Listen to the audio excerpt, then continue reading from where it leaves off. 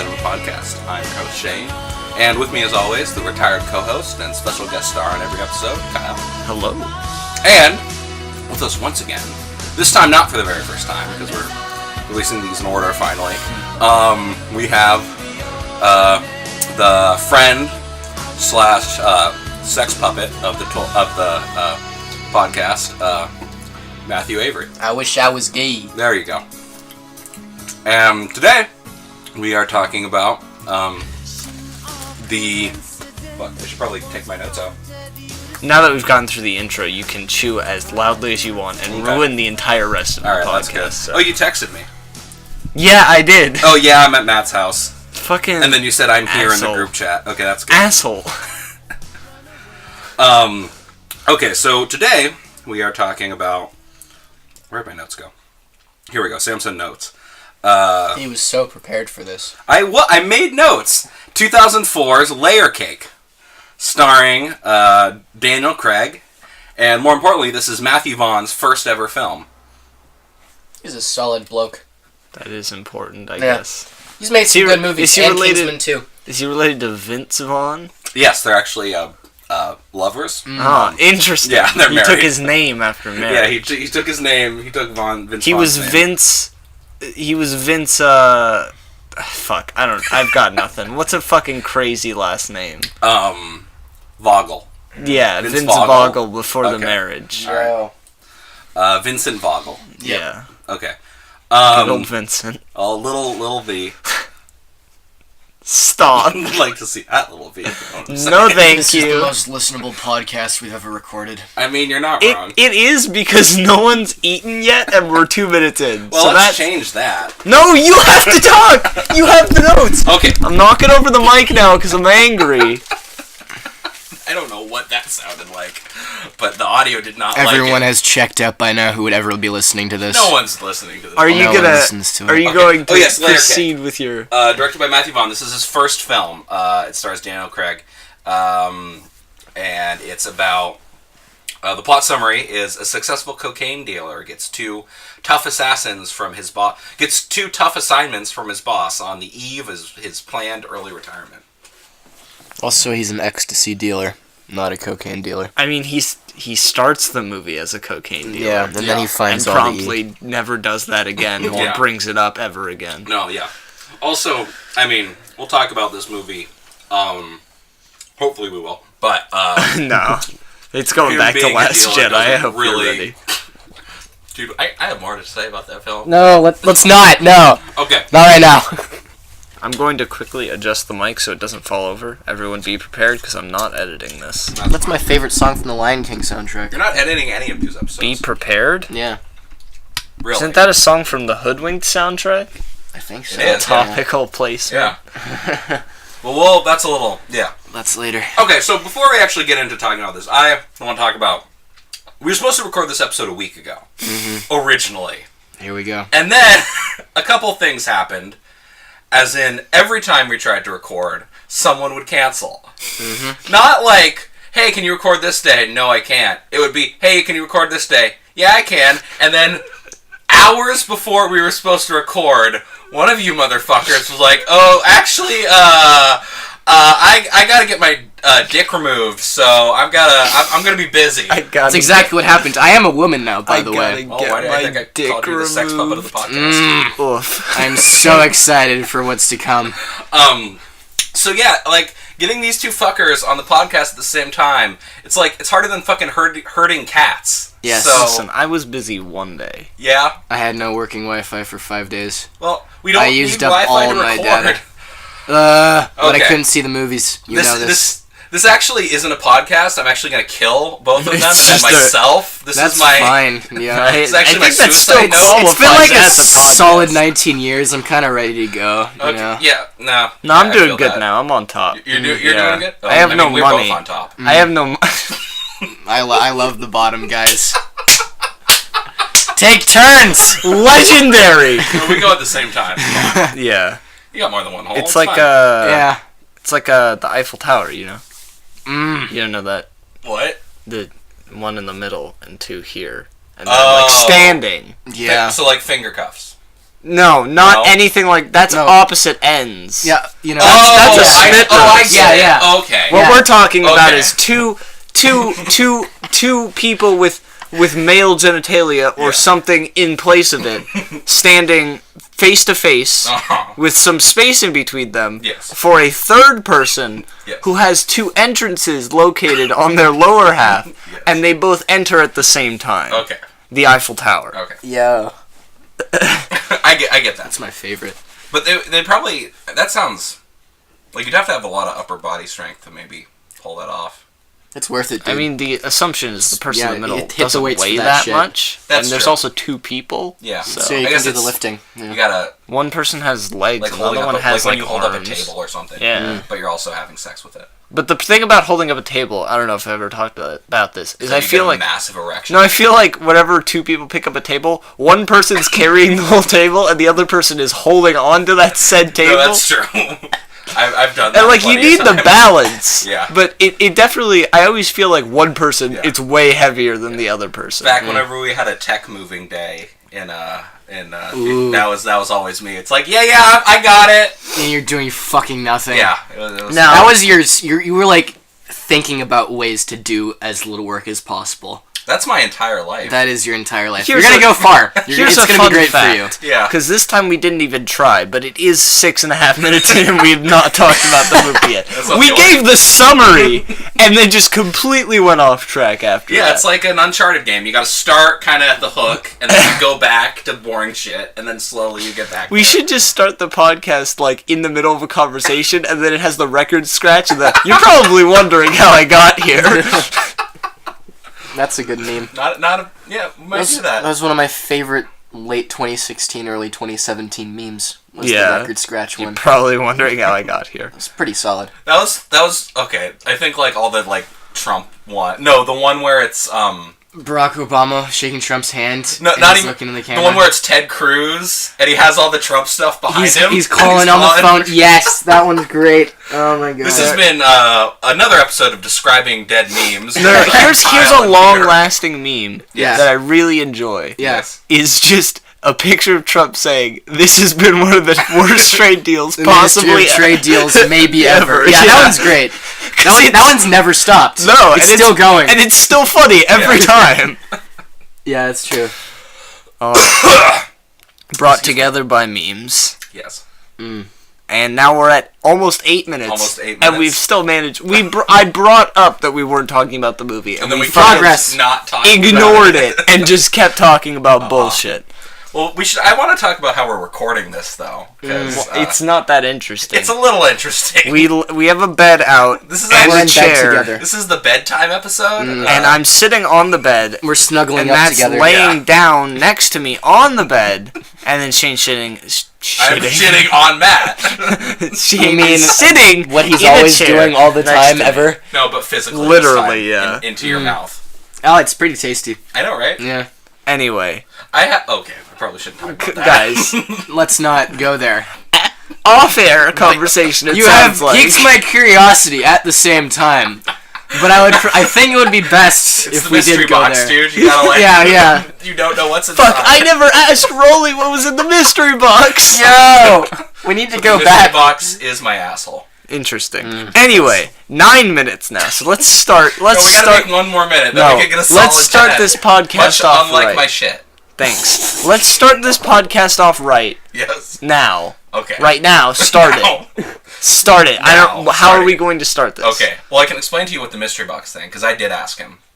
Oh, did you? Yeah. Yeah. Let's do that. Okay. I don't give a fuck about the audience. What's in the box? Okay, so the mystery box. So it was like he would pull. There was a like a blue box, and there were 3 holes on the top, and there was 1 hole in the bottom, and then you would stick your dicks in the top 3 holes, then you come in it, and it would. No way. Okay, you would No way. pour water in the 3 holes, and was it the one would come out and then one wouldn't? So I don't No, know. it was 1 hole on the top and 1 hole on the bottom. And you'd pour it in, and sometimes the water would come out, and sometimes it wouldn't. And I think what it was, and I'm completely making this up, but I think this was what it was, I should have probably started with this because I don't remember what it was at all. I don't even remember what the box did. Wow. But I want to know what happened. Water. And, like, sometimes it would come out. You did a really good job of explaining that shit. Okay, no, because what I think it was that then there was a contraption where it was, like, kind of like a weight. So sometimes the water would pour into one weight that was just like a cup, and then it would move, and then it would pour through, and then if you poured it in the other weight, the first weight would, like, pour up and pour. Someone's phone. Oh, yes, that's what it was. He poured different colors in, and a different color would come out. Yeah, that's right. Okay. Okay! So, he'd pour, let's say it's red and green, right? Uh-huh. He'd pour red in the top, and green would come out, and then he'd pour green in the top, and red would come out. Yeah. And everyone's like, how'd you do it? I mean, and I that's do that how with you my do digestion all the it. time. Anyway, we're almost at 11 minutes now, so we Who's need to calling start you, this. That's my mom wondering where I am. We need to start this You're thing in her house. before She's we not here. end Oh, this okay. thing. So I didn't go know. I with got back from Chico. go with Oh, the nice. theme song.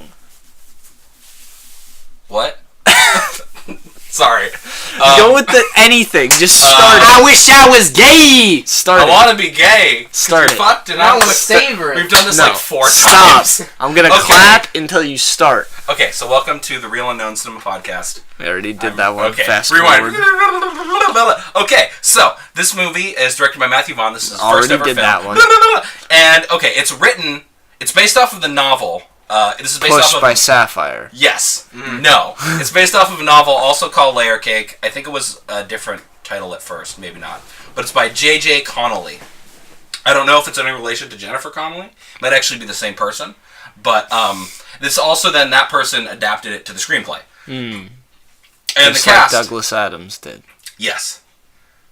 With Hitchhikers. With I don't know if anyone knows what I'm talking about. I know With what Dirk you're talking Gently, about. Holistic Detective Agency. Okay, anyway. Written by... Never mind. Okay, and the cast is as follows. It's Daniel Craig as Unnamed, which I didn't realize. Yeah. Well, I didn't realize... I think Matt was watching it with subtitles on. You want to explain why you were watching it with subtitles on? Because they're so fucking British. Because they're so British. And this is like a thing with like when we watch like a movie like Filth or something. Or Train Spotting. Or Train Spotting. Where you just can't understand what they're saying, so you have to turn the subtitles on. Even that for Train Spotting, that still doesn't mean you're going to understand what's going on.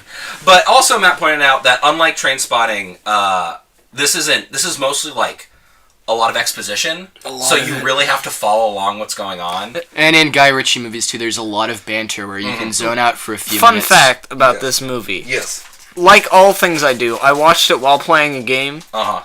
and I didn't have subtitles. Uh-huh. And at first I thought I was confused because I wasn't paying attention. And I realized that's how the movie's designed, and I felt a it's lot just better confusing, about yeah. myself. It is intentionally Because I was like, confusing. wow, I'm just lost. I don't know who these characters are or what they're doing. And I'm like, that's the point. Okay, never mind, I'm good. I like that Matt like tried to like really pay attention, like did everything he could to And I'm follow just along. like, I don't know what happens. And you just embraced not knowing, and you're like, whatever. It's About fine. halfway through, I'm like, okay, I'm not supposed to know because the characters don't know. Yeah. That's fine. And then I just accepted it, and I understood. Yeah. Yeah. No, this... Okay, well, I'm just jumping all around. This screenplay was originally, I think... A book. It was originally a book, but it was also adapted by the guy. It was originally 480 pages long. Nice. So, that must have been a fucking clusterfuck. Where's So you my can tell... Where's my Emmy-winning HBO Emmy series, yo? Miniseries with the That A would game be of kinda- cake? layer, the cake. The layer. game of cake. Yeah. Where it's just cake playing every... That'd be cool. I would watch that. Never there. On the phone. Long distance. We're gonna get sued. Dude, I use fucking music. Because I sound like cake. Oh, that's... I sound like yeah. that. I don't know who's You the sound lead- exactly Johnny like Cake. Cake. I don't. Yeah, Johnny Cake, the lead singer of Cake. Fun fact. No one knew that it was just named after him. Yeah. It's like White Stripes. Yeah. Ayo. Ew. Okay, but yeah, so I kind of... The writing of this is a lot like... It gets compared to Guy Ritchie, I think maybe because of... It's because it's a British. British crime Yeah, thriller. but it's nothing like a Guy It's Ritchie nothing movie. like it. But the one thing, it is kind of like... You kind of have to pay attention like a Guy Ritchie movie, but I would kind of more consider this something like a Raymond Chandler book or something, of just how, like... I get a bit of Scorsese vibes from it too. That, yeah. Not just because it has Gimme Shelter in it though. There's more than that. Yeah. There's a lot of... Just the writing of just... There's so many subplots and kind of like... not all of them pan out.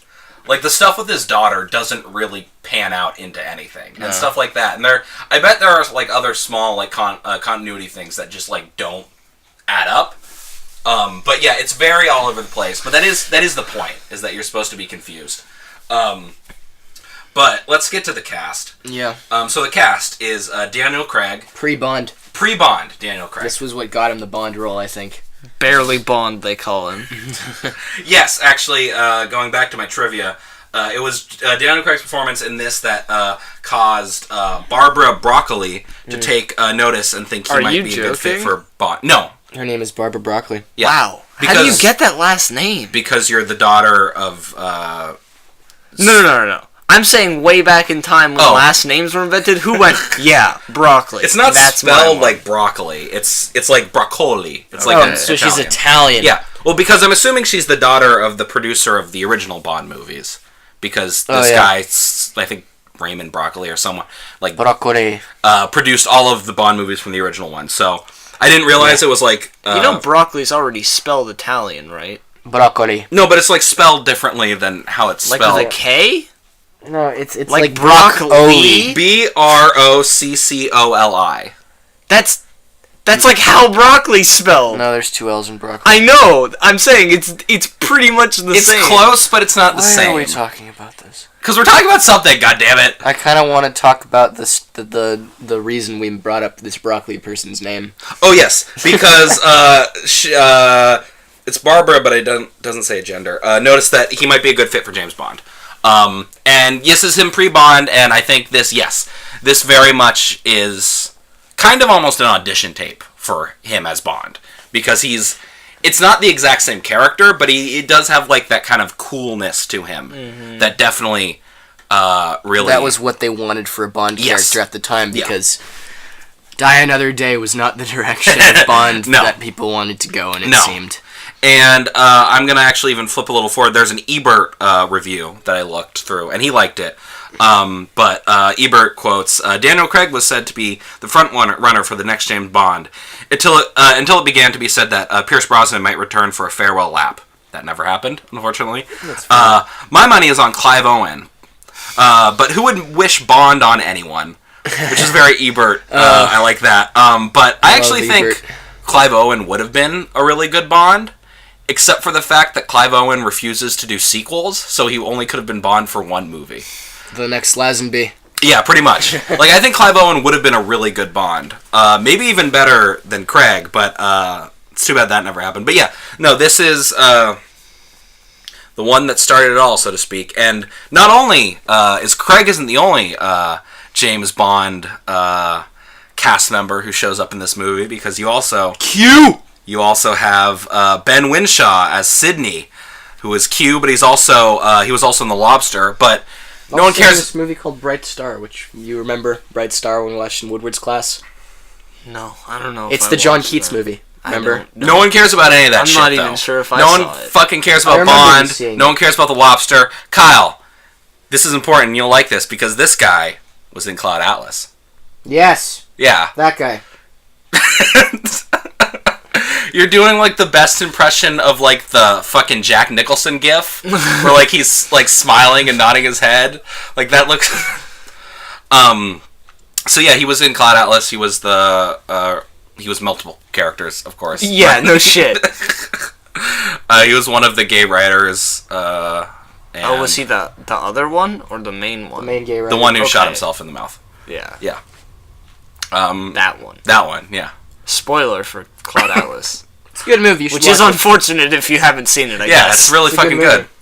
You should watch it. We'll do an episode on it. We should do a 3-hour episode on Cloud Atlas. What if we just watch the whole movie, right? And then just record us watching the movie, and we don't talk at all. It's just the movie. It's just audio of the movie playing in the background. It's just the movie, except for when Duna Bay is like naked, and it's like, oh, she got a nice titty though. Yeah, that's fair, because she got nice titty. Dude, you know who's got nice titties? Kristen Stewart. Yeah, we're still call back to like a 3-month ago episode. Oh god, that is gonna be a long time ago. I forgot to post this week's episode for the nice guys. So, have you ever figured out how to post on iTunes? No, I didn't even look into it. I forgot before I got home. I had a feeling that was what You'll happened. just have to text me, and then I'll maybe get around to it. So then also, we have... Thank you. Holy shit. Have we not even really... Like, we've been talking about cast. It's fine. 20 minutes. Also, we have the guy who played the scientist from Pacific Rim, who wasn't Charlie Day, in this movie. Yeah, Who cares? I looked up his name, because I can't remember his fucking name. I looked it up, and... during the movie, Gorman. and then I forgot about it. And I'm going to forget that again, because it's such an unmemorable name. He's also in Dark Knight Rises. Yep, he gets exiled. Oh, yes, that's right. I was like, who is he? Nice. That exile the guy man. on the ice? Yeah. He's Batman. Wow. Good job of disguise again. We also have Sally Hawkins in it, and this is actually her almost her kind of first feature film. She did some TV movie and stuff before this, but unless you're counting The Phantom Menace, this is technically her first feature film. Menace, dude? I mean, obviously. So it's her second feature film, but she, of course, would go on to play a lot better things and be in Shape of Water. She's good in that. Also really good in Blue Jasmine, one of the non-shitty parts of that movie. Blue Jasmine has a handful of fun guys in it, doesn't it? Multiple people in that project. I'm sure Woody Allen and Louis C.K. got along really well. Oh, yeah. Oh, my God. I have a question for you. Yes. How come sometimes when you diddle a kid you get exiled, but sometimes you get to keep making movies? Who decided on those? I don't know, maybe... maybe he just wasn't a big fan of Chinatown, whoever decided that. It's just strange. I know. Don't know. It's really strange. It's just, I mean... I guess it's if there's enough evidence or not. I guess because Woody Allen, at least at the time, I mean, I don't know 100%, but Woody Allen at the time was at least a little more low-key about his pedophilia. Well, but it's also like, it's a little closer to a he said, she said argument than someone like, I don't know, Roman Polanski. Where it's like... Yeah, where it's like, yeah, you rape children. Yeah, you raped a 13-year-old or whatever. Yeah.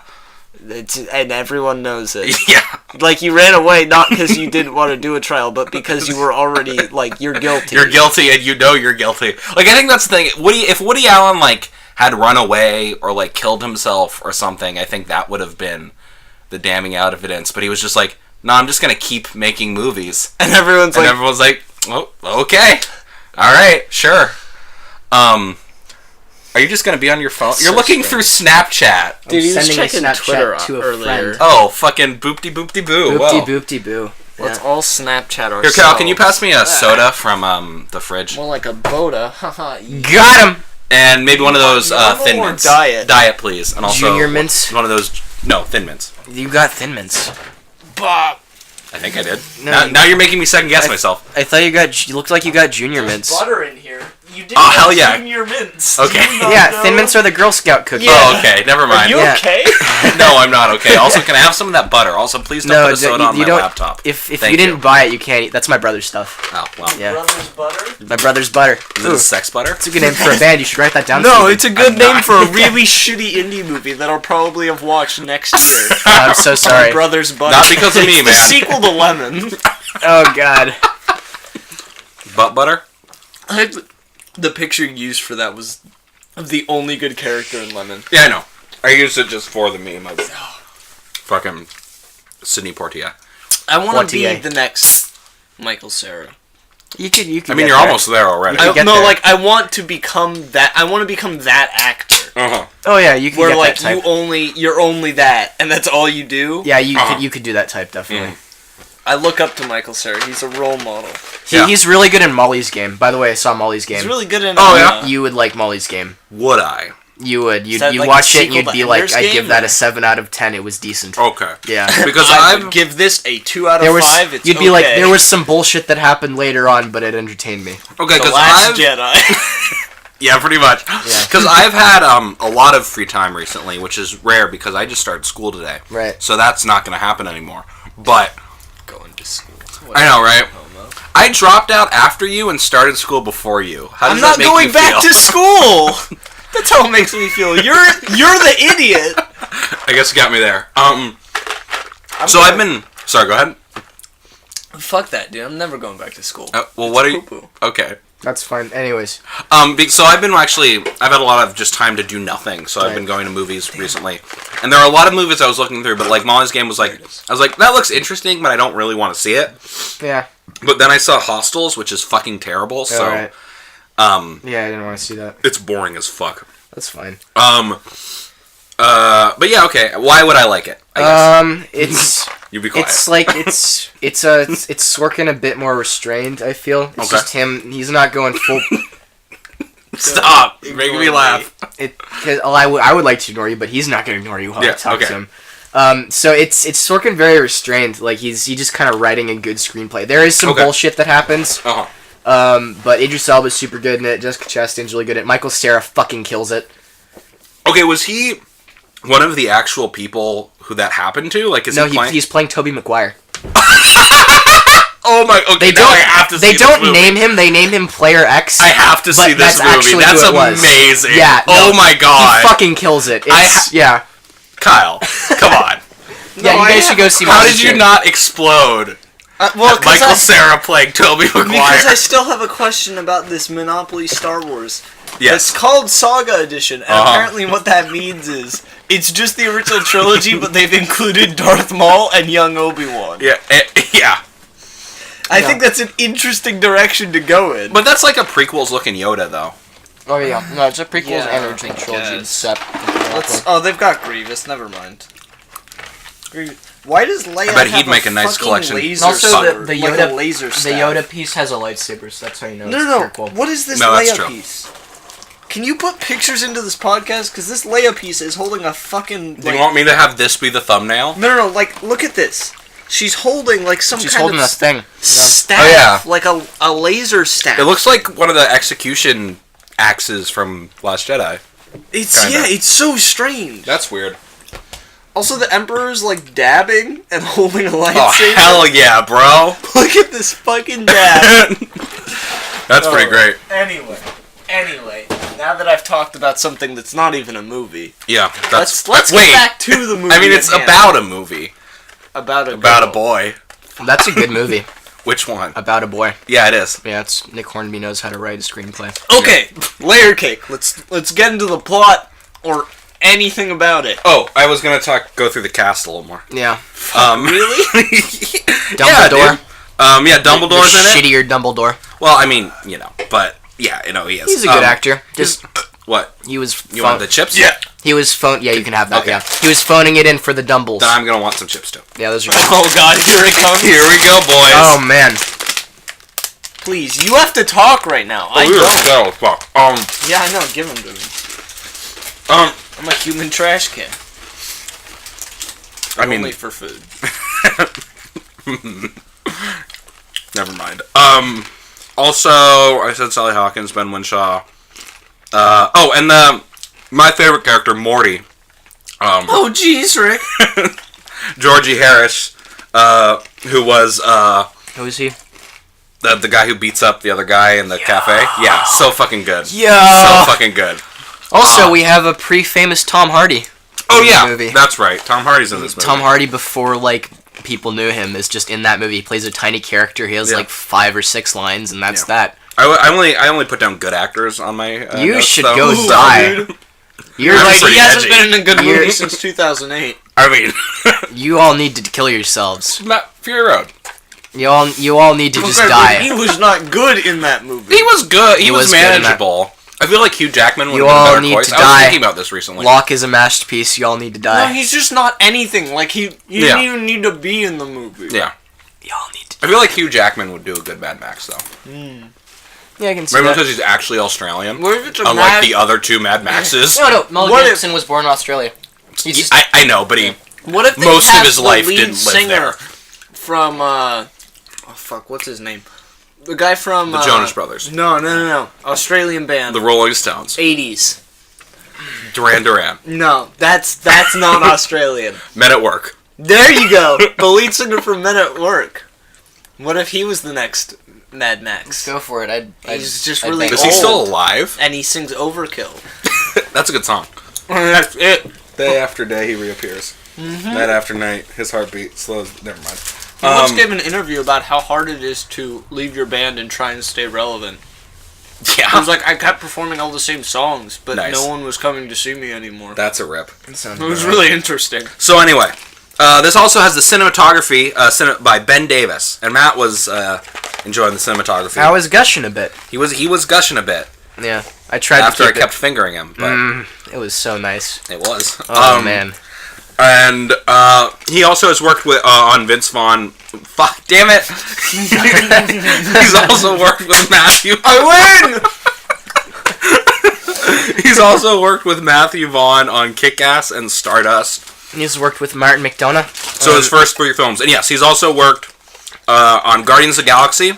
Yep. And a couple other Marvel films. Doctor Strange, but Age of Ultron, Age of Dick Butt. Age of Dick Butt. I'd have to go see. I'd have to go think about and then see Doctor Strange in 3 years. But I think it might actually hold up, unlike any other Marvel movie that I've ever watched. Iron Man 1 still holds up. Iron Man 3 probably still holds up. I don't know. It's just like all I the ones say that I've without seen, seeing it. The ones I've seen, I'm like, yeah, that was a pretty good movie. And then I think about it later. I'm like, that movie is nothing. I can confirm that Iron Man 1 is still kick-ass. Jon Favreau is so good. Avengers still holds up. Number 1. Avengers. No. Avengers still really holds up. Oh man, I remember when I was fucking 13, and that Shakespeare in the Park line was fucking hilarious. I know, it's like, ha Josh Whedon's the greatest writer of all time. And then now you watch it and you just kind of wince in pain. Like, oh god. I went to a re-release of that. I think I've talked about this. You talked to me about this, yeah. I went to a re-release of that, and I took my girlfriend to it, and she the entire time was just looking at me like, what? Why the fuck do you like this? I'm like, no, it was good. I saw this 8 times in theaters. I swear to God. Yeah, I never say. Unlike Scooby-Doo 2, it does not hold up to the test of time. Dude, both of those Scooby-Doo movies. They're great. They're so good movies. They're really Why do we do this every episode? Because it's important that people know. You gotta keep the tradition on. And we're 32 minutes in, and we haven't gotten fucking anywhere yet. So this is probably one of the greatest episodes we've recorded. Oh yeah, no. You fucking know it is, boy. Yeah. And then also Ben Davis, there we go. Also did, he's done 2/3 of the McDonagh films. Just I guess the ones that take place in America. He's done 7 Psychopaths and 3 Billboards. So the ones that take place in America and also have a number in them. And then this was edited by John Harris, who also worked with Vaughn on Kick-Ass, Stardust, and Kingsman. And also has done work on... I think this is also maybe where... never mind. He's done a lot of work with Danny Boyle, because he's done Trance, 127 Hours, and Terminator 2, Judgment Day. Danny Boyle did Terminator. I never saw 127 Hours. No? Yeah, okay. Yeah. Yeah, you get it. I get it. I never saw 127 Hours. Uh-huh. Seems like it would be a boring movie, considering it's all about one dude stuck under a rock for 3 days. Yeah. Oh, how do we feel about James Franco? I don't think you'd like... being a rapist or something. I mean... Everyone's a rapist. Okay, like, actually, if you want to get really real... Yeah. I kind of knew about that before it came back out, because that's been public knowledge for a while. Really? I didn't know. What, they've got a sex doll named Kimiko? What? It's a 30 Rock joke. Okay. There's an episode where he's dating a fucking body pillow. Okay. Oh, I saw that episode. Yeah. I kind of knew about that beforehand, and but I didn't really say anything. Kind of when like all the like fucking The Room stuff was coming out. Right. I'm like, I saw Disaster Artist, and it's okay. It's not great, but now it's coming back out, I'm like, yeah, this is about time, because I just yeah, and also like people know, like even in the Golden Globes, despite the fact that they were all like, yeah, fucking let's make fun of Kevin Spacey and Harvey Weinstein, yeah, and then give time's a up. fucking Golden Globe to James Franco. And they give a Golden Globe to James Franco, but even earlier, Seth Meyers makes a joke about James Franco being a fucking sleazebag. I fucking am dying right now. What did you do? I don't know. Do you want water? To be fair, they gave an Oscar to fucking what's his face, Casey Affleck. Yeah, that was. It doesn't make it better. I know. That's what I'm saying. Yeah. It's like That give an Oscar to Woody Allen. You should expect this behavior from fucking. Yeah. Yeah, but no. Even Seth Meyers makes a joke about fucking him being a sleazebag, and like, I don't know. So it's a little. Also, Golden Globes pretty aight, except for Seth Meyers. Yeah. Because he's just making Seth Meyers jokes the entire time. Yeah. And it's like, haha, yes, that's the most obvious and easy joke to make. Good job, Seth. Really doing your best there, buddy. I did kind of like the joke that he made about the post, where he's just reading out the description of the post, and the person comes out with the Oscars. Yeah, the joke I would have fucking made. Yeah.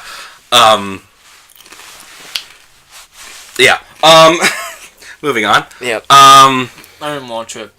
The Post? Or the Golden Globes? The Golden Globes.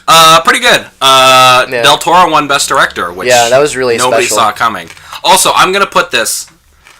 No, I'm not. I'm not gonna. I talked too much about my shit already. I'm not gonna talk about this. 35 minutes. Okay. One day we'll start talking about this. Okay. Well, here, let's talk about the plot. You guys say something about the plot. Okay. So this movie's about James Bond. He's dealing drugs. He's like, I'm getting out of the business. I'm 3 days to retirement, right? Yeah. And then his boss is like, Yo, fast. I got all these fucking drugs. You gotta sell them. And he's like, where'd you get these drugs? And he's like, don't worry about it. Just sell them. And then like 8 different people come up to him and they're like, you better give me those drugs. And he's like, hold on, what's happening? Mm-hmm. And then he goes on a wild series of adventures and bangs this dude's girlfriend. But doesn't? But he doesn't. Yeah. He almost does. He almost doesn't. And then he tries to shoot a guy and it doesn't work. And then he gives him a head. And then he tries to sell the pills, but the guy just takes them. But then somehow that means that he's the boss. Yeah. Well, you don't have to open another one. I'm not fucking sick. Oh, yeah, I'm not taking your fucking sick ass. My sick ass Cheez-Its. Yeah, that's fair. So I've been fucking you enough already. I know. He can only take so many of my germs at once. I know, right? His boss says you can only take so many of mine. I can take plenty of your germs. You can take plenty of mine. I enjoy taking Guys, can I fucking give a better summary? Okay, sorry, keep going. His boss tells him he has to sell all these ecstasy pills. Yes. That one of his old friends got from somewhere. Yes. This guy is kind of shitty and really loud and obnoxious. You know. Why'd you look at me when you said No. that? I'm just thinking. I'm just trying to think of how to describe him. And so he's trying to figure out who and how to sell these, and also to make sure he doesn't get killed because they were stolen from. Are they like fucking Swedish or some shit? Or I think they're Romanian. Armenian. They're stolen from this guy Dragon, and spelled with 2 A's, so it's not like the mythical beast. Yeah. And he's like, y'all better give me my drugs back, but Daniel Craig needs to sell them to somebody to make the money. And so he's trying to figure out who to sell them to, and there's a lot of intrigue and deception. No one really knows what's happening. Everyone's like triple crossing each other, and he sets up all these different like heist plans and stuff. And and eventually it all goes his way. Yeah. It all ends well. Well, shut up. Like, for the most part, he gets where he's going for. And there's a lot of times where it's like, oh man, he didn't get it, but then like he turns it around. And then that just happens. There's a lot of twists and turns. Over and over again. Yeah, it's there's no way to summarize it because it's literally you'd have to just do a scene by scene of the entire movie. Yeah. So if you haven't seen it, I guess go see it. But now we're going to just spoil it a lot and talk about everything else. So. The comparison to Guy Ritchie, though I don't think is accurate, I think a lot of people who like Guy Ritchie would probably like this film. If you film. like Guy Ritchie, you will probably like Larry. Like, I don't think Guy Ritchie fans have like a... it was a story was slow, so I didn't like it. And it had actually good cinematography. Yeah. Ayo. No, I like the way Guy Ritchie films look. They just aren't visually pleasing. No. It's part of the style. It's fine. I have something to bring up. Yes. Not related to this at all. That's fine. Because I don't give a fuck. Okay. It's just been a weird... I guess it's not something to do with all the movies we watch or all the movies I end up watching, but just movies in general, and maybe I haven't noticed, because I don't watch that many movies. That's why I'm on a movie podcast. Yep. But this movie, once again, has a terrible love interest character. Oh my god, it's so bad. Okay, let's talk about that. It's slightly better than other movies, because he doesn't just rape her halfway through and then she loves him. Yeah, that's true. But I thought that she was a prostitute until the very end of the movie. Yeah. No, Shane and I were talking when I was finishing up the movie, and I was like, my dad would like this movie a lot. And he's like, oh yeah, I think your dad would like this movie. And then I said, my dad's wife would not like this movie. And Shane was like, why? And I'm like, no women. Shane was like, that's fair. Yeah, that's legitimate. Like, I did, Like, my girlfriend is like that, too. I, like, was talking to her about the movie and was like, yeah, it was really good, but you wouldn't like it, because there's no women in this movie. Yeah. The ones that are suck. Yeah, there are 2 women in this movie. One is there to only be a sex object, and the other one is there to be loud and annoying and then get shot in the head. So, you know. Oh, yeah, I forgot about her. Yep. Yep. Played by Sally Hawkins, who would go on to be in The Shape of Water. Well, the thing is, I didn't really recognize her in this role because she's playing very... You can't say against type, since this is technically, like, her first movie, but, like, she plays against, like, what she usually kind of plays in movies. Right. So it's just sort of... I didn't... Because I had seen Shape of Water pretty recently when I saw this movie, but I was like... could not recognize her at all. Yeah. Also because... And I was looking into this. In Shape of Water, she is Latina, and I'm not sure if she is in real life. Her last name is Hawkins. One of those. But it's like Del Toro, so like if a Spanish filmmaker does brownface, does that make it okay? I don't know. I don't. Yeah. If He's not Spanish. Del Toro's Mexican, not Spanish. No, right? no, I know, but I just more mean in a general sense of like if someone a person of Hispanic descent. Yeah. Well, not even that. If someone from a race, I don't know. I don't know why I brought this up. Anyway, but it's the same question as if Cloud Atlas has, fucking 10 actors maybe in it, and there's a whole storyline that takes place in Seoul, in Korea. Is it acceptable to make one of your white characters look Asian to play a role in that part? I feel like that... And a lot of people got really mad about it. And I can understand why, but I also don't really agree with it. Mm-hmm. Because pretty much everyone else in it is actually Asian. Yes. They just had to... I mean, it has to all tie together, right, with the rest of the story. And I wouldn't say that movie really has an issue with diversity based on its lead cast, which is pretty much consists of Tom Hanks, Halle Berry, and Duna Bay. Hugh Grant. But those are the ones that are like in every single one. Yeah. I mean, they're all in every single one. Yeah. Those are the ones who played major roles in almost every one.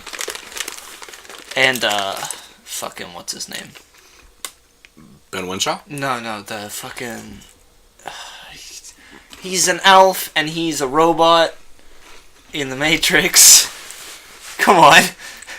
He's like one of the only characters in the Matrix. The bad guy from the Matrix. Oh! What's his name? Fucking Sigourney Weaver. No! Hugo Weaving. There you go! He's in it too. I love Hugo. I mean, it's not one of Scorsese's best. Fuck! I was making the joke! I was in the middle of the joke when you stole my joke! I'm fucking back, motherfucker! Okay, stole my joke. Anyway, back to Layer Cake. There's that one annoying girl, she's dating an unimportant character, she gets shot and he gets shot. She doesn't matter at all to the plot. Yeah. She's just there to be annoying. Yeah. The other girl is dating some random dude who is not involved in the movie, like, at all. Yeah.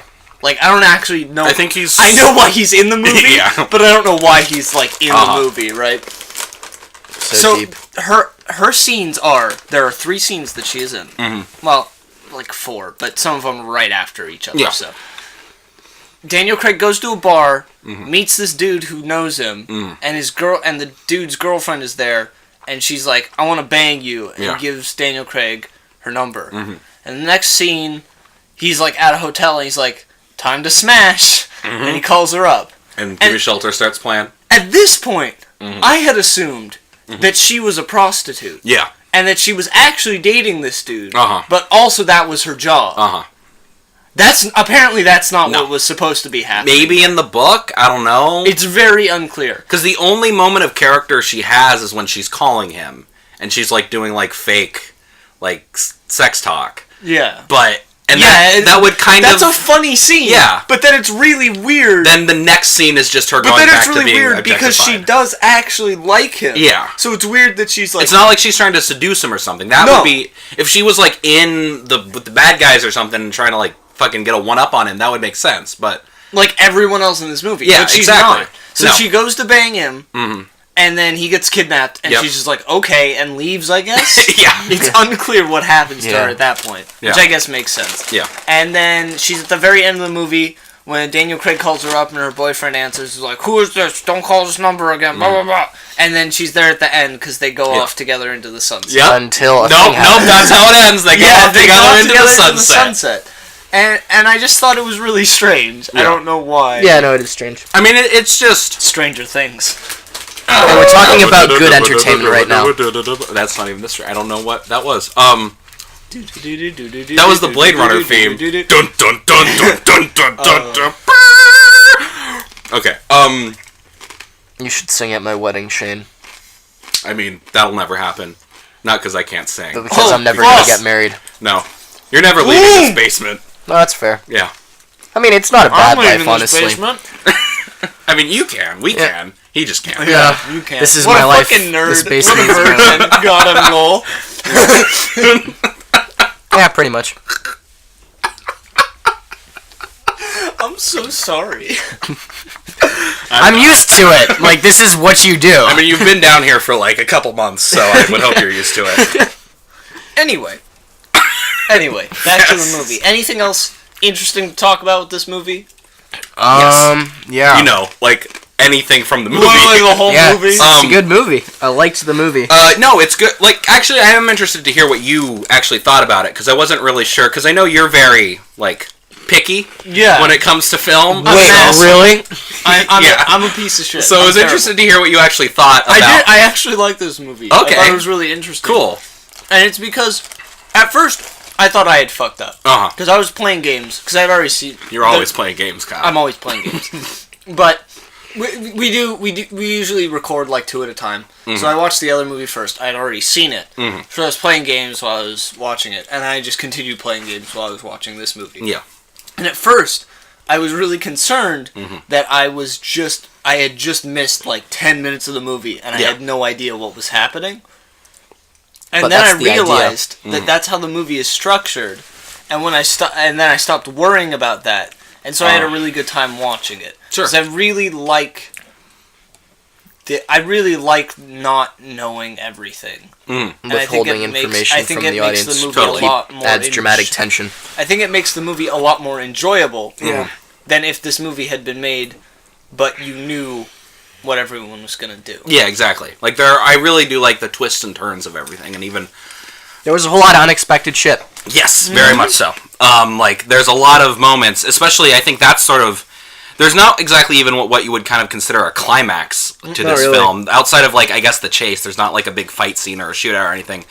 I think just the third act is there's so many twists and turns that happen all at once. And again, kind of like a Guy Ritchie film where it's like everyone's getting a one-up on each other and like, oh, you thought this, but it's actually this. The best part is, that happens a lot. The one-ups happen. Every character's like, ha, I beat you, or whatever. But there are a lot of setups for someone who's thinking they're going to get a one-up, and gets reversed. Exactly. For instance, when he's trying to kill the guy with the sniper, and then his sniper gets shot. Yep. It's a great twist, because you think either he's going to shoot the wrong guy, or he's going to actually kill this guy, and everything's going to work out, and it just completely, like, subverts gives you exactly what you don't expect. Right. Well, originally... Sorry, go ahead. No, well, just a fun fact, I'm inserting these over the course of the episode. Originally, it was supposed to be the sniper shoots... It's just a random guy, and the sniper shoots him, and it was supposed to be like an American Tourist, I think. And but then the distributors were like, I don't think we should have... them killing American tourists for no reason, so they changed it. And this is, I think, a very good case of when studio meddling actually pays off and makes the movie better. Because that's a way better twist. Yeah, it's a way better twist. And it's just a lot of shit like that where you just don't see it coming, and then when it happens, you're like, oh, fuck. And because it is a movie that I think, if anything, it makes the way I would... never mind. I've lost my train of thought. That's fine. Yeah, let's talk about, though, my favorite scene in the movie is the scene, and I think this is a good, because I was going to say, there are points where you kind of tune out because you think nothing's going to happen, and then something happens and it just pulls you back in. Yeah. So I think I know the scene you're talking about. My favorite scene in the movie is when they go to a diner. Yes. And they're just kind of talking in the diner, and at first you think, okay, it's just a little dialogue scene, because something kind of important just happened where, like, they sort of kind of almost found the daughter, but not really, or the cousin, I guess, and they're trying to find her. So they're just talking in the diner, and then this random guy shows up. this random, like, homeless-looking guy shows up and starts talking to the other character who's not Daniel Craig. And then he eats, and then he asks for money, and then just randomly then the other guy just starts beating the shit out of this guy. He beats the absolute crap out of him. So fucking hard, all while Duran Duran is playing. Yes. Which, I have been listening to that song so much since I've watched that movie. Because, oh man, is it good. And oh man, is that scene incredible. Here's the thing. Yeah. That scene came out of nowhere for me. That's when I thought that I had missed something. Because I'm like, I don't know who this character is, and I don't know why this is happening. Yeah. So obviously I wasn't paying attention earlier. Yeah, exactly. That scene had a really great use of first-person camera. They knew when to use it and when not to. Like, I think, not only is that, like, a really creative way to shoot that scene, but also it, like, is a lot more effective than... For someone like me, who's very desensitized to violence, really, yeah, that actually it really like hit with me, especially the first time, and like the way the music like cuts in and out and stuff. It like really feels like you're just getting the shit kicked out of you. And also, I think that really works as kind of like, I don't think this budget is like this movie isn't low budget necessarily, but it is kind of a mid-budget film. So remember when those existed? Filmmaking today, am I right, guys? It's probably a lot cheaper way to film it than choreographing a fight scene and like getting squibs and all that. And like though you still see that from time to time, so it works as like cutting back and forth. But man, is it good! And man, and also, I mean, going back to the Duran Duran thing, An Ordinary World, I love when movies do that thing where music is playing kind of in the background and nothing's really happening, and then something starts happening, usually moments of violence, and the music starts playing a lot louder. Like, there's that in, like, the opening scene to Watchmen. And there's a couple other movies I could name, but I don't know which ones you've seen. But I love it when movies fucking do that. I think Vista is one of the best examples of that, because it goes one step further to having the music actually interact with the rest of it, with cutting in and out, and also, while also you're cutting in and out of then the other guy, the Duke, getting shot. And you're like, wait, what happened? Why is he dead now? Also, that cafe is actually a real cafe that you could go to. And so, listeners, if anyone's listening, it is the Embassy Cafe in London, Notting Hill, at 1719 Regency Street. SW12 4BY. I don't know what the fuck that is. That's some weird British shit. It's the way the British do zip codes. British is fucking weird. No wonder they're Only America does zip codes that are like 5 numbers. Yeah, I have to put America this out knows there. what's up. Do we? Because I need to acknowledge my own fault. Yes. It didn't come up during this movie. Uh-huh. But I'd like to say, out loud, that I hate people from England. I hate English people with a passion. Sure. Okay. I think they are worse at speaking English than I am. I think they need to learn how to speak English. And they need to stop fucking around. Okay? Mm-hmm. I fucking hate... I used to be fine with it. I now hate British English, okay? Yeah. Their slang makes no fucking sense. They just come up with words for everything, where there's already words for that thing. And their words aren't even better or shorter or like related to the other word. They're just like, fuck it. Here's a new word I made up. We're gonna call this a fucking babbygonger now. Don't ask why. It's short for train. And you're like, it's longer than train. Fuck you. So... I'd just like to put out there that I do hate British people, and if you're British and you want to fight me, I don't care, you suck. Alright, I'm down. Can we do the rest of this episode just in British accents? I'm always That's down. That's how I feel. Yeah. Like, I'm tired of stupid, like, Blimey, why me and a packet of chips? I feel like What the fuck was that? a lot of American slang makes sense. I can understand where it comes from. Like, there's a word that it's based off of, or 2 words that it combines into one word, right? Like dab and let. Fucking whatever, you know? But they're short. They're short words. It's hilarious because in the dorm next to me at college, there's this, like, British dude. He's, like, 6'4". He's actually John Boyega's cousin. And Who isn't these days? Wow. Wow, wait a minute. He's given that... Kyle, that's not... Why is it always you? Never mind. He's given that exact same rant in reverse about Americans that you just gave. Okay, but so I don't understand your slang, mate. No, it just doesn't make sense, you know. Okay, but they make up words. Like, think about this. How many All slang words made up, technically. No, listen. How many Yo, slang types let's are go there for different Pass the blunt, regions in America? There's not that many different ones. There's like Yankee, Southerner, but that's more of just like literal geographic. Like there's not a lot of words. The fucking English make up a different word for every single town. They have a fucking nickname for the people from there. Assuming the position again. Like, what even, guys? Yeah. You don't need to be like that one's a chav and that one's a scouser. What? Just say where he's from. Matt, what's I don't really know. What's like a really good racial slur for a British person? Like imperial pig. I guess. What are some? I don't actually know. Like I need like a Mick for a British person. Your empire is falling apart, and your country is not even a world power anymore. You know who would have the answer to that? Who? The French. That is true. The French have so many fucking shit like slurs for the British. Yeah. They have a lot of slurs in general. French people have some issues. And they're not all tissue related?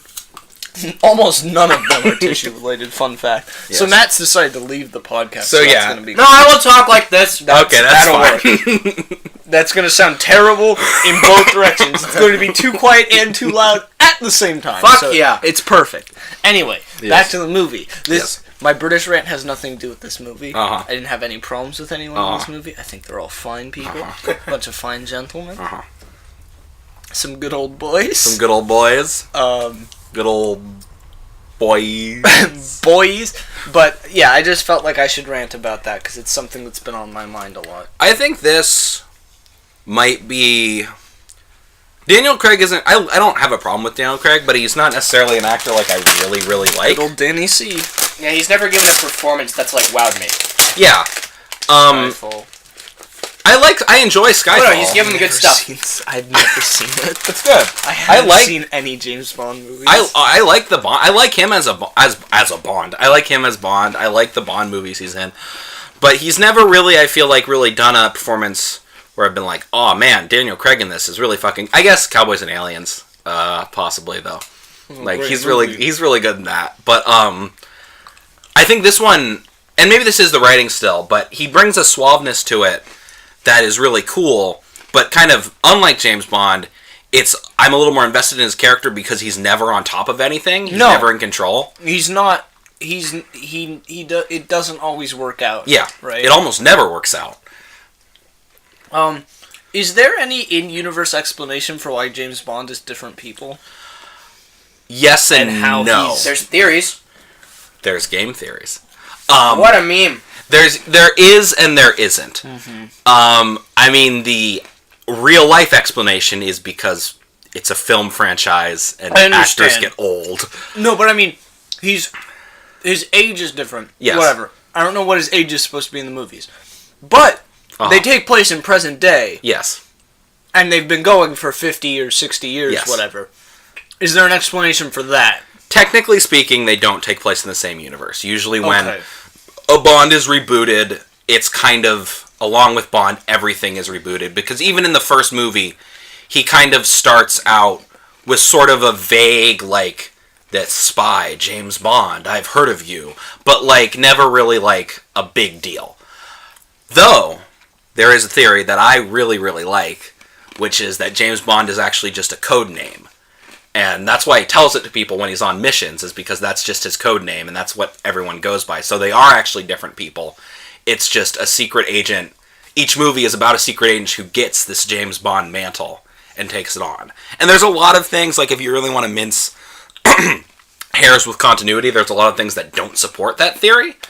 But honestly, like, who the fuck cares? That's a pretty cool theory, so that's what I go with.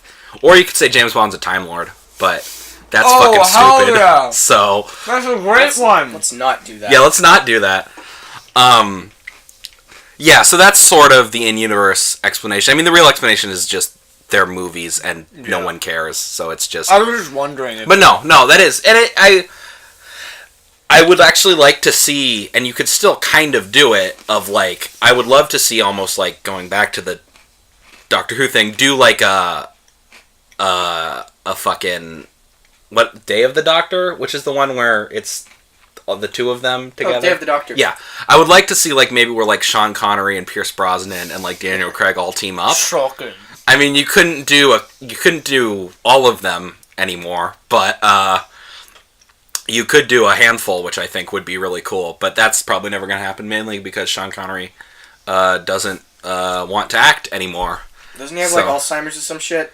I don't know about that. All I know is that fucking League of Extraordinary Gentlemen made him retire. Made him retire. Yeah. Oh, that's a great movie. I also know he. I also know he's a serial abuser and beats his wife. Yep. But that's also true. If we really busted out the, if everyone, like 85 or something now. Well, not now, but I mean maybe. But he's talked about it before. Right, but I mean, he's in his 80s. Yes, he's very old. One of the funnest facts I have about movies is that Harrison Ford and Sean Connery are only 7 years apart in age. Is Sean Connery older? Yeah. Okay, I would think so. If he was younger, that would be an even funner fact. That would I can believe that because they're both pretty old. Like Daniel Craig, I mean Harrison. I just think it's funny that in The Last Crusade they look like father and son. That's true. But they're like not even. They're like not even that much apart. I think that's just because. I mean, by that point in the 80s, I mean Daniel Craig. Why do I keep saying Daniel Craig? Sean Connery had been around for like since even before the 60s, really, but since the 60s. And I guess Sean Connery started a little younger than Harrison Ford did, or at least got big a little younger than Harrison Ford did. And Harrison Ford really wasn't popular until like the late 70s. Well, because he was already in his 30s when he made Star Wars. Yeah. But he didn't look like it. No. He looks like he's just the same age as everyone else. Yeah, he looks a lot younger. Not anymore. No. How old was Carrie Fisher when her and Harrison Ford had an affair? Were they like? Oh, she was young. Was that during Empire or like? She was in her 20s. Yeah. Yep.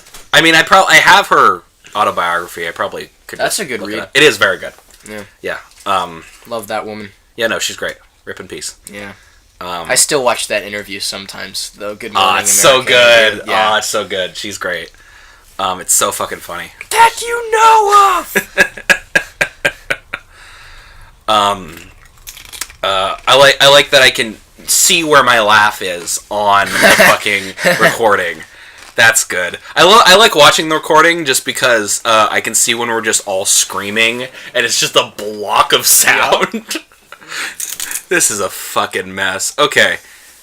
Anything else we would like to talk to about? Do we want to talk about the ending? About how they live happily ever after? We didn't say anything about this movie. I know, right? Because we didn't.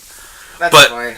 It's a good movie. That's all. It's a good movie. You should see it. It looks good. Wait. I have two things. It's one of the better movies that we've talked about, which is why I don't want to say too much about it. That's fair. I have two things to say. One, this movie made me... When I saw Kingsman 2, I hated it a lot. But I hated it to the point where it made me wonder if Matthew Vaughn was even ever a good director, or if it was a Joss Whedon thing, where I just thought he was a good director because I was fucking stupid. And now going back, I'm like, oh, no, he's not. But at least I haven't rewatched Kick-Ass, and I haven't rewatched Kingsman, and I haven't rewatched First Class, and I've never seen Stardust. But after watching this film, I can at least say that at one point he was a good director. Okay. My only response to that is just nobody bats 1,000. I know, and that's fair. But my worry, because the thing about Kingsman 2 is that he's still doing the things Matthew Vaughn does. Right. They just don't work. They didn't work. And that is what makes me worry. If it was just like, because he phones it in a lot, and I think that's where a lot of it comes from, is he's just not passionate about Kingsman 2. And that's what worries me about the fact that most of his upcoming films are sequels, is that he's just run out of ideas and is kind of just like, I guess I could just make sequels to these movies. Yeah. Because the one thing about Matthew Vaughn, and the thing that I think what made him so good, is that he would leave projects to do other movies because he was so passionate about them. He left Kick-Ass 2 to do First Class. He left Days of Future Past to do Kingsman. Like, he was passionate about these movies to go and make another movie. And you can see that passion on the screen. But then, with Kingsman 2, it's just fucking garbage. And, God, I hated it. Also... Oh, yeah, go ahead. No, just bring her on. We can have her as a guest. We're recording a thing. Oh, sorry. Yeah, it's okay. Hello. Hello. Hey, how are you? Good, how are you? Have you seen the film Layer Cake? Yes. Yeah. We're just talking. We're talking about it. Yeah. Did you like it? I did. I wasn't. It was one of those films I was like pumped up for. Yeah. And it kind of sort of consequently disappointed me. Oh, okay. A little. You know, not being overcritical. That's fair. Yeah, no, that's fair. Yeah, I was told to expect a really great movie. I'm going to be enthralled. It kind of didn't quite go there. I can see that. I can see that. I kind of went in without knowing anything about it, so I didn't. Oh, yeah. Daniel Craig. Is there? You know, it's a can opener down here. Ooh. I think Mark Lucy's in it. Yes, it's in the top drawer. Oh, fantastic. I found a can opener. Hooray! Great. Okay, Yeah. thank you. The That's Adventures. not the one I was looking for. But it'll do. That'll do. So That was a good intermission. that's Paul. That's my mom's boyfriend. None of that was heard, I don't I think. live with if you him, listen really and he's a close. very harsh critic. He hates 95% of all movies. Okay, Yeah. to be fair though, I can understand that if maybe a lot of people were hyping this movie up for me, I might be a little disappointed. Oh yeah. But since I went in with no expectations, if anything, I was afraid that it was going to be bad because of the Matthew Vaughn thing. I can understand. Also, though, yes. I agree with you. But let me explain to you how harsh of a critic Paul is. Okay. On my wall of Blu-rays right now, the movies that he likes are Tinker Tailor Soldier Spy, Snatch, and Bronson, and that's it. Bronson? He likes Bronson? He likes Bronson. Okay, so he's aight then. No, he's got the movies that he likes are good. Okay. Yo, what about Scott Pilgrim? That's like one of the greatest movies Oh, ever he made. hates Scott Pilgrim. What? This is another thing I'm pissed off about. I was listening to an old podcast from when Scott Pilgrim came out, and everyone on it was like, "It just didn't do it for me. I didn't think it was that good." I don't understand that. Scott Pilgrim's a really good movie. I like it. Fucking good. It's a good movie. It's a good movie. Guys, Go I'm watch beginning to Scott think that Edgar Wright guy might have some talent. Nah. I mean, he was good I hear he might be good, but he's not this generation's Steven Spielberg. Do you have anything else you want to say? All I was going to say is I think the soundtrack's really good. Going back to Matthew Vaughn, one of Matthew Vaughn's best things is how he uses music. Even in Kingsman 2, though terrible, there's a very good scene with the use of a Prince song. Yeah. Every movie he has, he uses music really well, and I think this film is no exception. Much like the scene in the diner with Duran Duran, or actually the beginning, where they play the one song, or in the club where they play the mashup, or that fucking weird ass mashup. But I can't get you out of my head. It's so strange. And then he uses another song in the club too. I'm trying to find the soundtrack. There's one playlist on Spotify that kind of has the soundtrack, but it's not like an official thing. So like, there's kind of songs that weren't in the movie and they're out of order, and it's like, what the fuck? And then also when they play "Gimme Shelter," which is fucking top tier. And then at the end, when he walks off into the sunset and nothing bad happens, Okay, and they so play. here's what I want to do. Yes. If you have nothing else to say, Yes. I would like to put out a spoiler warning here. I know we already kind of talked about most of the movie, but I want to put out a spoiler warning here. So if you want to watch this movie and you haven't, and you somehow listen to this entire thing for no reason, stop listening, because it's just going to be one thing, and then we're going to end it. Yeah. But after this, we're going to talk about the very, very end of the movie. Literally like the last seconds. frame of the film, the last shot of the film. Okay, starting now. I think that was a good... It was good. It was good. I liked it. I love when movies do that. I love when movies have like surprise downer endings. Especially Vertigo! I mean, okay, I don't like Vertigo.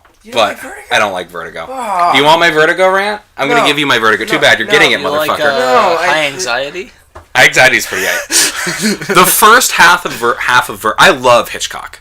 I put up a spoiler warning. We didn't spoil it. Now we're talking about something else. Forget about it. It's fine. I love Hitchcock.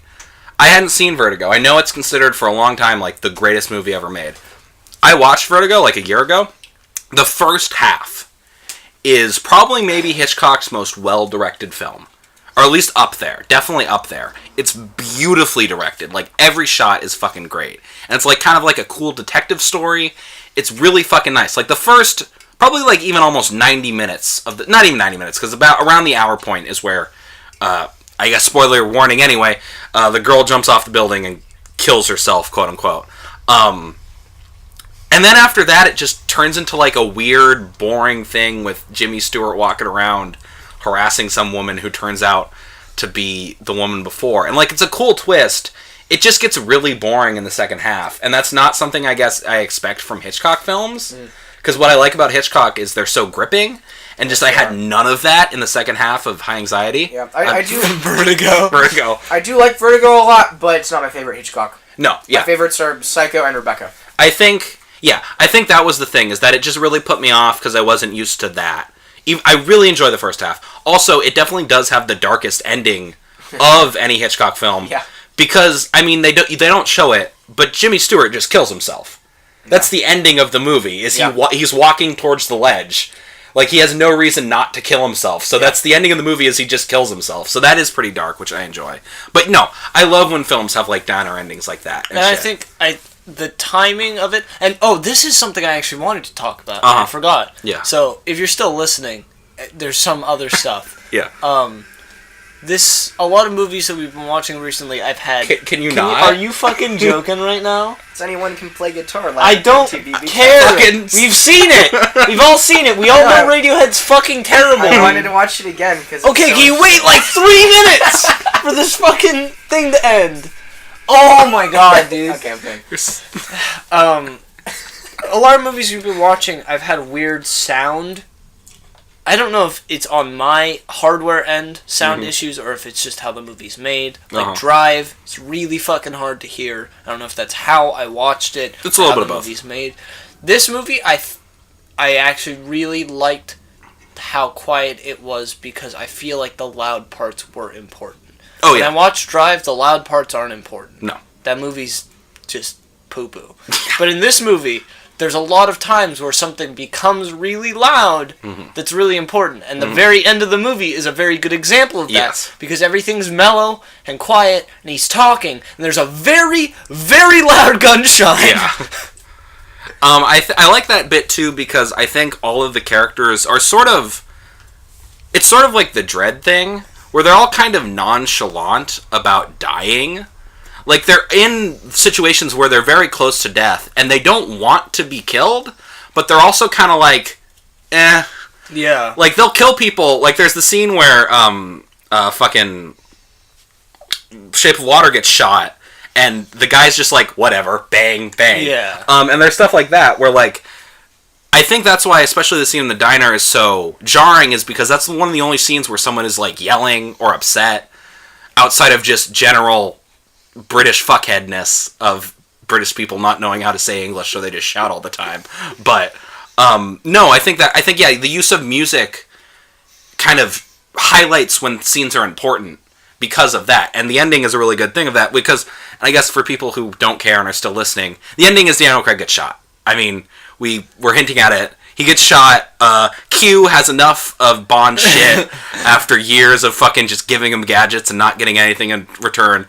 And if anything, we learn that Q is no cuck. So he'll fucking gun down James Bond if he has to. Here's why I like it. Yeah. This whole movie is about how the people on the top can't stay on top forever. Yeah. And Daniel Craig thinks he figured out a way out of it. Right? He's the new, like, crime lord at the end of the movie. Yeah. And he's like, I'm going to walk away. Yeah. I'm going to live forever. And he gets taken out by a nobody. Just right outside. Yeah. And I think that's such a... Poetic! I just think it's a great ending because it's not even related to anything he did. Exactly. In the movie. It's like, it doesn't matter. Yeah, I think it works on a lot of levels. One, just because it's the one thing... He was trying to pay attention to everything and be on top of everything, but it's the one thing he wasn't paying attention to. He was ignoring this dude the whole movie. Yeah, and you see it, because he knows what's up. He's not stupid. He's, like, pissed off, but Daniel Craig just doesn't care. Yeah. And so he has it coming, so it's karma in that sense. But also, I think a big theme of this film, and something that Daniel Craig doesn't realize, is that there's only one way out of crime, and it's death. And I think that's what the the one crime boss tells him even is like, there's no other way out. Right. The only way out is if you die. And when he's getting out, he gets shot because that's the only way out. So he gets out, so to speak, but by dying. Also, just that scene. I think also the thing with death comes very quickly in the film. Like, it's kind of brutal, but it usually comes very quick. But that scene, I think it does a good job of having a very opposite of that, where it's just a long shot on just him kind of bleeding out and just lying there in pain. Like, it's pretty effective. Also, Joe Cocker is fucking great, and anytime they use a Joe Cocker song in a movie, I'm all over it. Like, Joe Cocker is one of those artists that can do a cover of a song and be better than the original song. Like what David Bowie did with Man Who Sold the World. Dude, the Nirvana version of Man Who Sold the World is so much better. What the fuck are you even saying? What, should I kill myself with a shotgun? Yeah, actually. Okay, that's fair. Well, I'm gonna kill you too anyway, so... Fine. What a bitch. I'm sorry if you're still listening to this and you like Nirvana. Hope Shanoa's not listening. I'm sorry, but Nirvana's not great, and Kurt Cobain's kind of a pussy. A little bit, yeah. I know that's super offensive, but it's cool because I've wanted to kill myself. How would you do it if you killed yourself? I don't know. I was. This is really dark. I was reading up on this. Oh my god. Okay, yes. There's this really funny thing on the internet where people are like, here's the best way to kill yourself, least painless way. Just fill a room with, like, nitrous oxide, and you'll pass out and die. It won't be painful. It's like, how are you vacuum sealing a room and pumping gas into it? Like, what the fuck? You usually have to, like, lie in the oven if you want to do that. Yeah, I know. That's what I'm saying. It's like, people just have a misconception of how easy it is to fill a room with a gas that's not there. True. Yeah. So since that's really difficult, I don't think I could get a gun. That's the thing. I could get a gun. Yeah, I shouldn't be able to get a gun, but I definitely could get a gun. I don't know. I think I'm too much of a bitch. I don't think I'd do it. No, I feel that. I feel like I have to be really... Yeah, fuck it. I feel like... Yeah, this got really dark really quick. I feel like there's a good chance I might kill myself in, like, 2 years. So I think about it a lot. Yeah. But I think at the same time, even if I get that low, I probably will pussy out. Yeah, I don't know. Yeah. I can't think of a way I would... Like, that's why I think a gun might be the only way I could do it, just because it's such a quick decision. Yeah. You do it, and then you have no time to regret it. Like, I feel like... the worst is jumping off the Golden Gate Exactly. Bridge. Like, I wouldn't do that. that. Don't jump into the water. Jump onto fucking cement. God damn. That's why they fucking fenced off the Empire State Building. Yeah. You're not gonna survive that one. But you regret it instantly is the thing. And that's... I don't want to give myself that time. Yeah, I mean, that's why a lot of people do, like, pills and shit. Yeah. That doesn't work. And I know. They're just, like, in a lot of pain. Yeah, I do pills, but I feel like I would still regret it and try to throw them up. Or, it just wouldn't work. Or it wouldn't work, Yeah. and you'd just be in a lot of pain for a while, and everyone would fucking be like, oh, no, don't do it. It's like, leave me alone. Yeah. That's the worst shit. I never want to tell anyone anything, because they're always like, are you okay? How can I help you? I'm like, fucking leave me alone. That's how you can help me. I don't want to talk to you about this. I don't care about you. Yeah. That's why I'm trying to kill myself. Yeah, exactly. It's like, I don't think that you, someone I don't even like that much, is gonna, you saying don't do it is gonna make me stop. Alright, and welcome back. We had a little bit of a technical difficulty. I think our recording couldn't handle our sweet edginess of talking about suicide for like 20 minutes. But unfortunately, that's going to go under the dread list of things you will probably never hear. So just know we got very real very quickly. Summary, we said a lot of things that could probably put you in jail. I don't think we went that far, but I think it could definitely put us... It was not great. It was on a watch list for sure.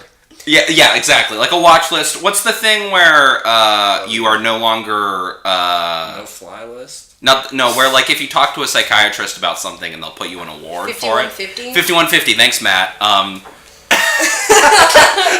We definitely got a lot of stuff that would put us on the 5150, but anyway, so that was our... It's not a list. You know it's not a list, it's a code, like it's a police code, a 5150.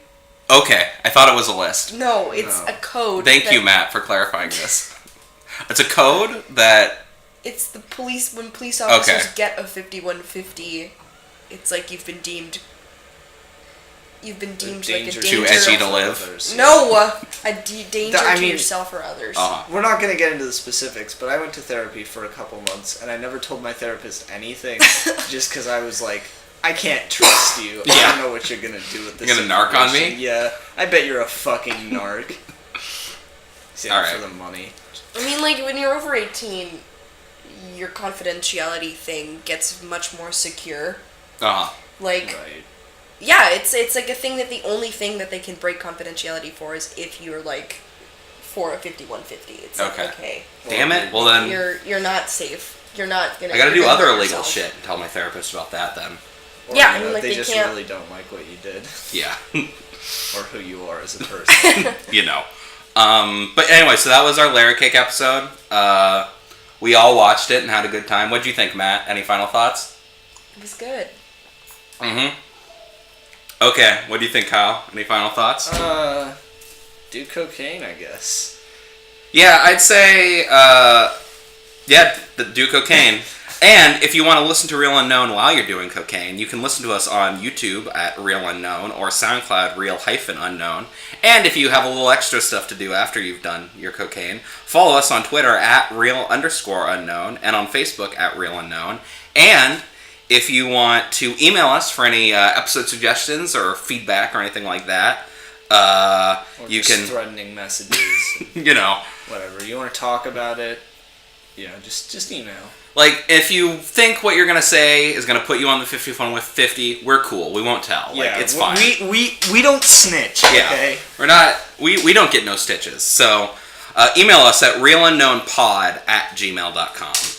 Alright, guys, we'll be back next week with maybe Hoodwinked if I finally get that video re-uploaded. It's been real. Baby, do you understand me now? Sometimes you see that I'm mad. Don't you know no one alive can always be a letter when everything goes wrong? Oh, but I'm just a soul whose intentions are good. Oh, Lord, please don't let me be misunderstood.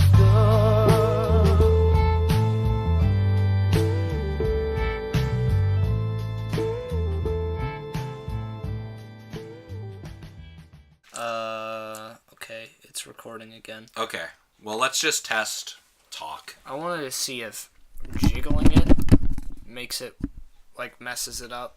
Okay. Or if you're like making a lot of really loud noises into it. Okay, let's be quiet again. And see if that did not like it. Well, yeah, because we screamed into a microphone for about 2 seconds. Okay, now let's just talk normally. Yeah, we're just gonna talk like this for a while. Yeah. And see what happens. Matt, do you have no nail on your little toe? Jeez. Everyone got fucked. How did that happen? Toes. Did you? Is that new? Did that just have to, or has it been like that? That's how my little toe is. Huh.